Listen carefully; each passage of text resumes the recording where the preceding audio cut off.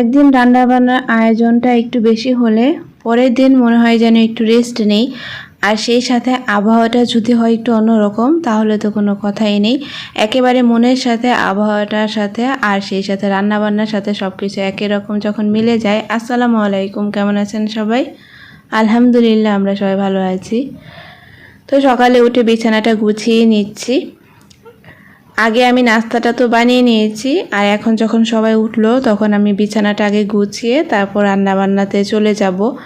গতকালকে যেহেতু অনেক কিছু রান্না করিয়েছি, আজকে তেমন কিছু আর রান্না করতে ইচ্ছে করছে না। আজকে মনে হচ্ছিল যে একেবারে সিমসাম কিছু করি, অল্প স্বল্প। আর বাইরে ওয়েদারটাও না মেঘলা মেঘলা, এই একটু পরপরই বৃষ্টি আসছে। তো ভাবছিলাম যে গতকালকে যেহেতু মাংস রান্না করেছি, তো সেটা বেশ অনেকটাই রয়ে গেছে, তাই আজকে না আর তেমন কিছু আর করতে ইচ্ছে করছে না। তো এদিকে আমি ঘরটা গুছিয়ে নিচ্ছি, সেই সাথে বোতলের পানিটাও আমি ভরে নিচ্ছি। দেখা যায় এটা পানিটা অনেক প্রয়োজন হয়, তো সেজন্য এখানে আমি এটা রেখে দিলাম।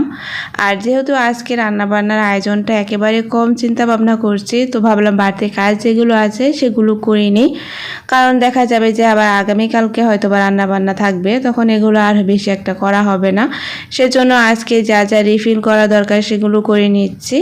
আর ঘর যেগুলো পরিষ্কার করা দরকার ছিল সেগুলো করে নেব আস্তে আস্তে। এভাবে কাজগুলো যদি ভাগ করে করা হয় সহজ হয়ে যায় সব কিছু। আর এক হাতে করলে একটু কাজগুলো ভাগ করে নেওয়াই বুদ্ধিমানের কাজ। তো যেদিন আমার খুব বেশি রান্নাবান্না থাকে, দেখা যায় যে অনেক কিছু রান্নাবান্নার আয়োজন করি, তখন ঘর তো আর খুব ভালোভাবে ক্লিন করতে পারি না। শুধু ঘরটা এভাবে একটু গুছিয়ে ঝাড়ু দিয়ে ঘরটা মুছে নিই। তো আজকে যেহেতু ভাবলাম যে রান্নাবান্না কম, তো সব কিছু একটু পরিষ্কার করে নিই। যদিও বৃষ্টি হচ্ছে বাইরে, তারপরে কিন্তু ঘরে ফার্নিচারগুলো একটু ময়লা হয়েই থাকে, সেজন্য সব কিছু একটু পরিষ্কার করে নিচ্ছি। আর এই যে দেখা যাচ্ছে যে আমি ধরছি আর পরিষ্কার করা হয়ে গেছে, ব্যাপারটা কিন্তু মোটেও এরকম না।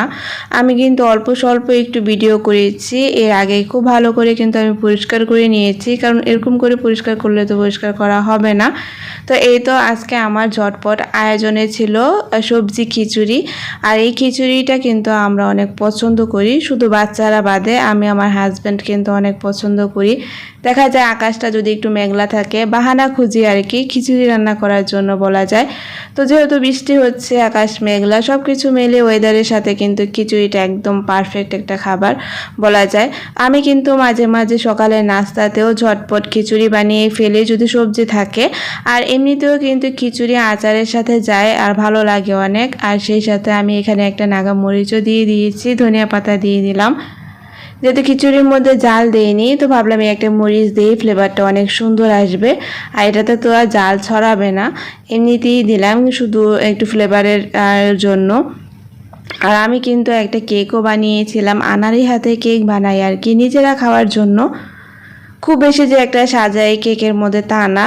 আর কেকটা খেতে অনেক ভালো হয়েছিল, তো ছেলেকে দিলাম। আর আমি আমার মেয়ে বেশিরভাগ এই চকলেট কেকটা পছন্দ করি, আমার ছেলে চকলেট কেক পছন্দ করে না, তারপরও দিলাম একটু। তো আজকে পর্যন্তই, সব ভালো থাকবেন, আল্লাহ হাফিজ।